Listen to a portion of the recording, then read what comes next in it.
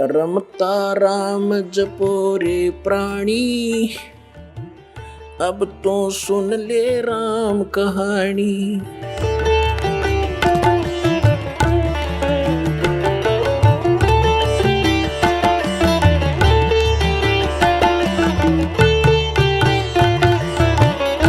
अब आपको फिर लाते हैं 15वें अध्याय के 16 और 17 दो श्लोकों पर। फिर आपके आसानी से आज का सत्संग जो दास आपको समझाना चाहता था आसानी से समझोगे। देखिएगा, ये है अध्याय नंबर 15 का। अब श्लोक नंबर हम 16 यहां से पढ़ा था, फिर देख लेते हैं।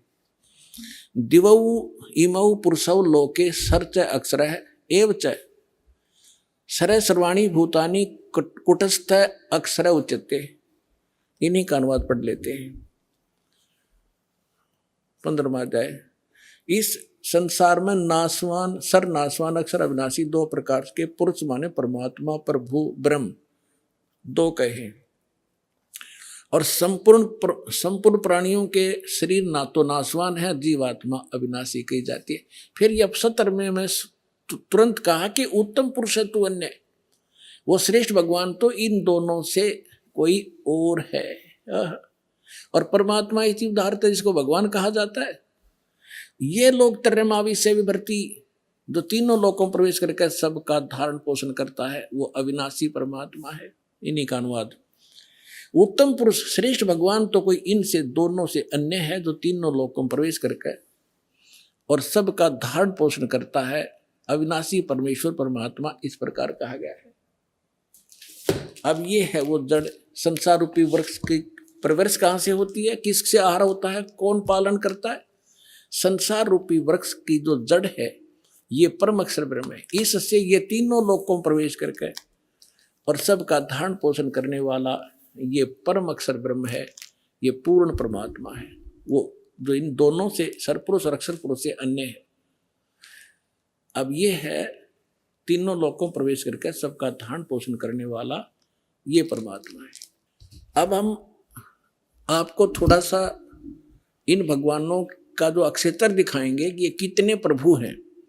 जैसे एक ब्रह्मांड होता है, एक ब्रह्मांड में कौन कौन सी स्थिति है वो देखिएगा। ये एक ब्रह्मांड का लघु चित्र है। इस ब्रह्मांड का अंडे जैसी शकल है, अंडे आकार है, अंड आकार है। ये देखिए ऐसा है यहां तक। ये इसको अंड भी कहते हैं, इसको ब्रह्मांड भी कहते हैं। और इस ब्रह्मांड के अंदर जो व्यवस्था है वो हमारे शरीर के अंदर हम देख सकते हैं, जब हम हमारे इन चैनलों को कमलों को ऑन कर लेंगे मंत्रों की साधना करके। तो इसलिए इसको पिंड, शरीर को पिंड कहते हैं। जैसे एक टेलीविजन के अंदर कहीं भी कार्यक्रम हो रहा हो, वो कार्यक्रम हो रहा कहीं और देख हम टीवी पर सकते हैं, ऐसे ये शरीर हमारा है। तो पूरे ब्रह्मांड का जो नक्शा है इस पिंड के अंदर है। इसको पिंड भी कहते हैं, इसको अंड आकार है इसलिए अंड भी इसी को कहते हैं। अरे राधा स्वामी वाले ये नकली पिंड अलग बताते हैं, अंड अलग बताते हैं, ब्रह्मांड न्यारा क्या पता नहीं इनको। ये देखिएगा, तो ये इस ब्रह्मांड के अंदर क्या क्या व्यवस्था है। नीचे से शुरू करते, ये 7 हैं।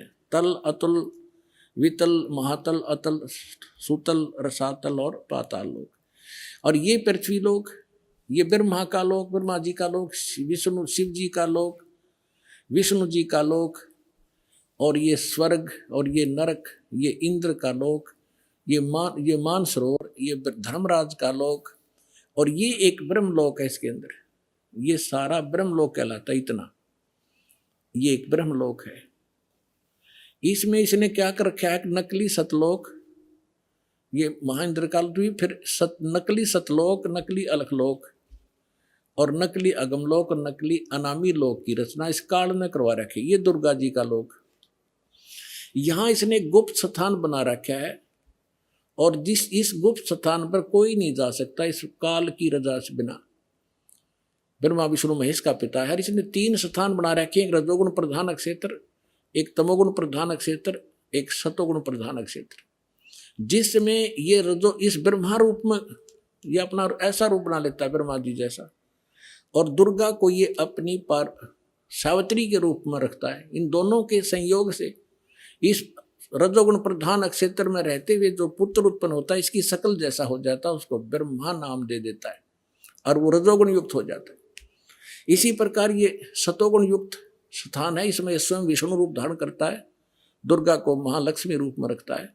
इन दोनों के संयोग से इस सतोगुण प्रधान क्षेत्र में रहने से जो पुत्र उत्पन्न होता है वो सतोगुण युक्त हो जाता है और उसका नाम विष्णु रख देते हैं। इसी प्रकार ये शंकर रूप बना लेता है, दुर्गा को पार्वती रूप में रखता है और इन दोनों के संयोग से तमोगुण प्रधान क्षेत्र में जो पुत्र उत्पन्न होता है वो तमोगुण युक्त हो जाता है। इसलिए रजगुण ब्रह्मा, सतगुण विष्णु और तमगुण शिव जी की उत्पत्ति करके ये फिर नीचे के लोकों का प्रधान बना देता है, इनको एक एक द्वीप दे देता है। और ये तीनों भगवान केवल पृथ्वी लोक, स्वर्गलोक और इस पाताल लोक, इन तीन लोकों के ऊपर ही ये प्रभुता रखते हैं इस एक ब्रह्मांड में। बस इतने मालिक हैं, इतने स्वामी हैं।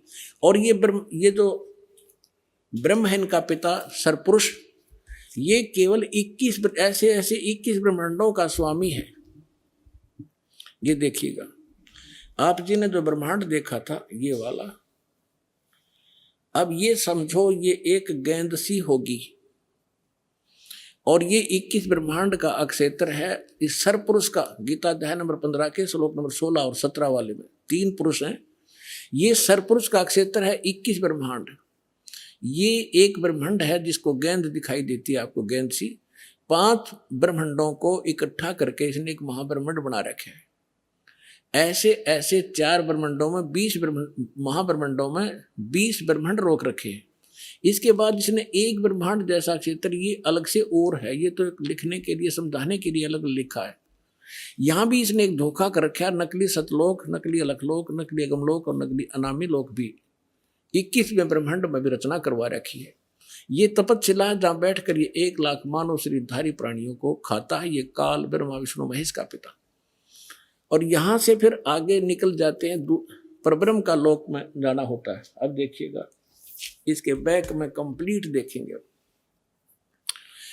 अब ये है कंप्लीट सभी ब्रह्मांडों का, असंख्य ब्रह्मांडों का चित्र एक समझने के लिए। अब जो आपने देखे थे वो 21 ब्रह्मांड, अब ये है 21 ब्रह्मांड। ये सरपुरुष का क्षेत्र है, सरपुरुष का, बस इतना, ये इतना।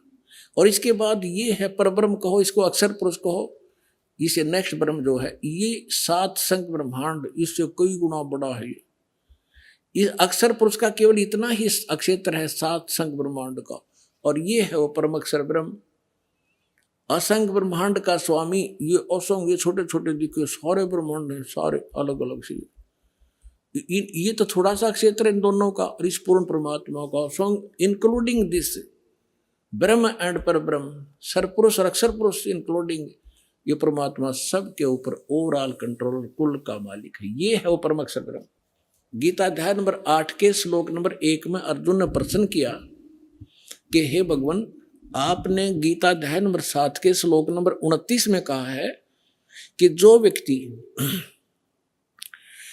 व्यक्ति जरा और मरण से छूटने का प्रयत्न ही कर रहे हैं, इस संसार की किसी वस्तु की इच्छा नहीं रखते, वो तत्ब्रह्म को और सारे दातम को और सभी कर्मों से परिचित हैं, वही व्यक्ति यहाँ से जरा और मरण, जरा माने वृद्ध अवस्था का दुख, कहर बुढ़ापे का, और मरण माने मृत्यु, इन दोनों दुखों से बचने का जो प्रयत्न कर रहे हैं वो उस तत्ब्रह्म से परिचित है। आप सुन रहे थे जगत गुरु तत्वदर्शी संत रामपाल जी महाराज जी के मंगल प्रवचन। अधिक जानकारी के लिए विजिट कीजिए हमारी वेबसाइट www.jagatgururampalji.org। संत रामपाल जी महाराज जी के शुभ आशीर्वाद से पूरे विश्व भर में 500 से भी ज्यादा नाम दीक्षा केंद्र हैं, जिन पर संत रामपाल जी महाराज जी द्वारा ऑनलाइन निशुल्क नाम दीक्षा दी जा रही है। अपने नजदीकी नाम दीक्षा केंद्र का पता करने के लिए संपर्क करें 8222880541।